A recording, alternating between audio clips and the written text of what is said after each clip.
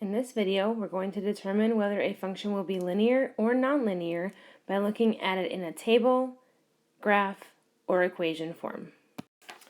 So first, let's dissect what on earth a linear function would be.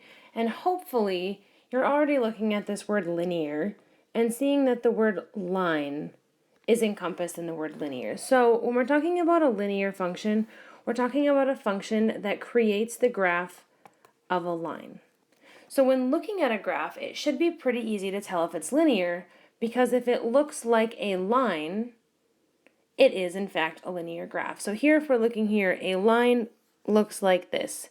It's a straight line extending forever in both directions. So this one is in fact a line, whereas this one, hopefully, from your knowledge in mathematics, you know that is not a line. That is some sort of other curve, but it's not a line.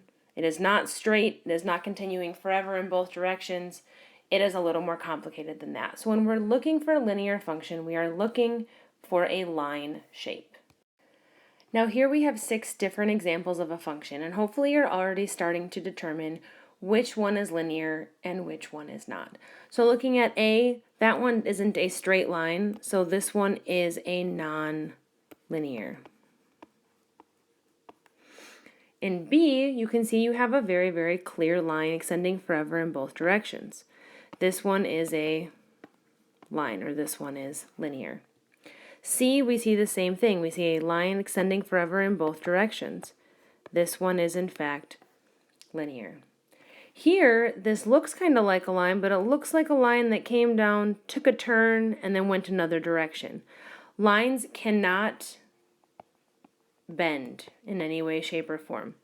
So this is a non-linear graph. Here in E, we see this one has curves and it's not a straight line, so this one is also non-linear.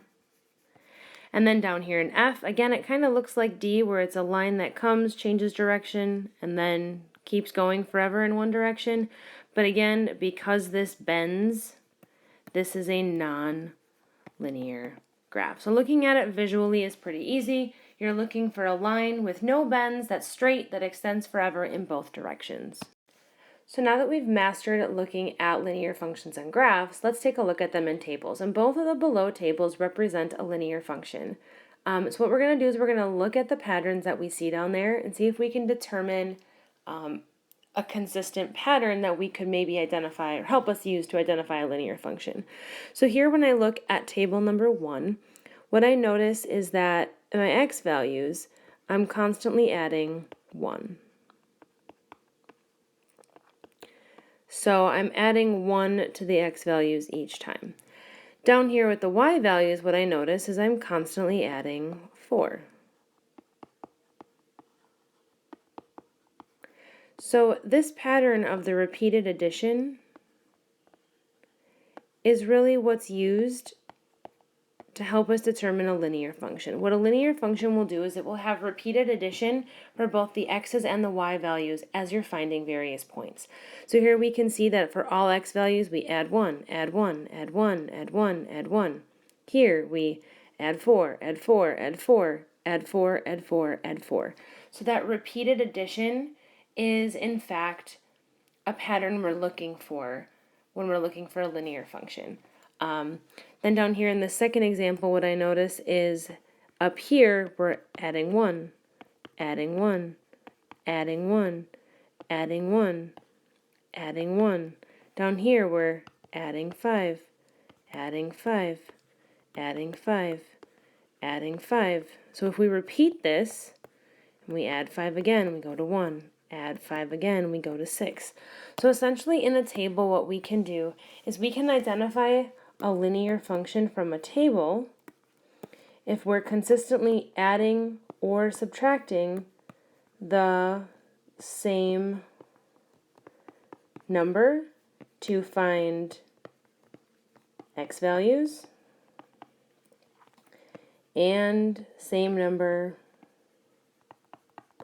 to find y values. So you're looking for that repeated addition or subtraction. You can even put that in there. Repeated addition or subtraction. So what we're going to do in these 4 tables is we're going to use our patterns of tables to determine whether it's linear or nonlinear. So if we look here at this first table, what I notice is that for the x values, I'm adding 3, adding 3, adding 3. So that's consistent. That's good to see. Here we are adding a negative 6 or subtracting 6, adding a negative 6 or subtracting 6, adding a negative 6 or subtracting 6. So that consistent addition of 3 in the x's and consistent addition of negative 6 or subtraction of 6 in the y values means that this graph is in fact linear. Then if I look at the next example, so here I'm adding 2, adding 2, adding 2. Down here I'm adding 7, adding 11, adding 15. So I notice that I'm adding different values each time. It's not a consistent addition or subtraction. So this is telling me that this is a non-linear graph. Then if I look down here at C, what I notice is I'm adding 1, adding 1, adding 1. And here I'm adding 2, adding 2, adding 2. That consistent addition of 1 and consistent addition of 2 tells me that C is in fact linear. And then our final example over here with D, I can see I'm adding 1, adding 1, adding 1. Here I'm subtracting 8 or adding a negative 8. Here I'm subtracting 4 or adding a negative 4. And here I'm subtracting 2 or adding a negative 2. Well, this isn't consistent addition or subtraction, so what that is telling me is that this is a non-linear graph. Now, if you're really unsure with the tables, on the previous slide, we actually determined that this one was in fact linear and this one was a non-linear. But if you're really not sure, what you can do instead is you can actually go through and plot these points and check them by using a graph. So here we're going to have 1, 2, 3, 4, 5, 6, 7. So they fit perfectly here. I can scale my graph.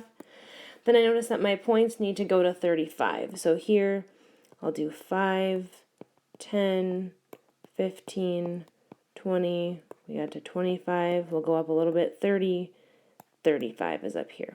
And we'll plot each point. So 1, 2, we'll kind of estimate. I'll switch colors so we can see it. 3, 9, so it's going to be up here. 5, 20, and 7, 35. So you can even see just by looking at this graph that if you were to connect the dots, they're not in a line. They're more in like a curve. So we can actually plot these points on a graph and visually see that this is nonlinear. So if you're not sure, just go ahead and plot them and double check. Here for this next one, we'll do the same thing. So we'll just do 3, 6, 9, 12. I'll just count off by threes to make it a little easier. And then we need to get up to 36. So we have 5 slots here. So let's maybe do 6, 12, 18, 24, 30, and 36. So here 3 was at 36, 6 was at 30, 9 was at 24, 12 was at 18. If we take a look at these and we connect them, what we see is they do in fact form a line, and that confirms what we originally thought. So if you're ever not sure from looking at those patterns in the tables, just sketch a little graph and see if it does in fact look linear or if it looks nonlinear. You'll be able to tell if you visually take a look at it. All right, finally we need to look at being able to determine if an equation is linear by looking at its equation. So what I did here is I created a t-chart, and all of the equations over here are linear equations. All of the equations over here are not. So what you're looking for when you're looking at a linear equation is you're looking for y and x. You can see that in each of them. But what you're not looking for are these extras that we see over here in the nonlinear equations. So notice here that each of these contains a y or an x, but they're pretty simple equations. It contains a y and an x and some numbers to it. So things that nonlinear equations have that linear equations will not have. This square root is telling you that it is a nonlinear equation. This piece where x is in the denominator is telling you that you have a nonlinear equation. This right here where x is in an exponent is telling you that you have a nonlinear equation. And if you see that x or y has an exponent other than 1, then that is telling you that it's a nonlinear equation. So essentially we're looking for these things that linear equations shouldn't have. Linear equations have y and x, but they do not have any of these items. Let's see, any of these items over here. Linear equations do not have them. So if you see an equation with those, it's representing a nonlinear equation. Okay, so taking a look at each of these, in A, this one might look like it's nonlinear to start, but what we have to remember is this is the equivalent to 3/5 x. So notice here that x has no square root, no exponent, not in the denominator. So this is actually a linear function. It meets all of the requirements of a linear function. There's nothing extra added into x. Then if we look at B, again we notice we have y, we have x, we don't have any of those additional things. No exponents, no square roots, no x in a denominator. So this one is also a linear equation. If we look down at C, again, same exact thing. We have y, we have x, but we don't have x in the denominator or a square root or an exponent. So this again is another example of a linear equation. Now if we look at D, what you're going to notice is that the x value here has an exponent. This is a non-linear equation simply because x has an exponent of 2. And what we'll learn as we go through this course that this is actually called a quadratic graph. It's not a linear graph. This one actually represents a parabola shape because that squared changes the shape of our graph.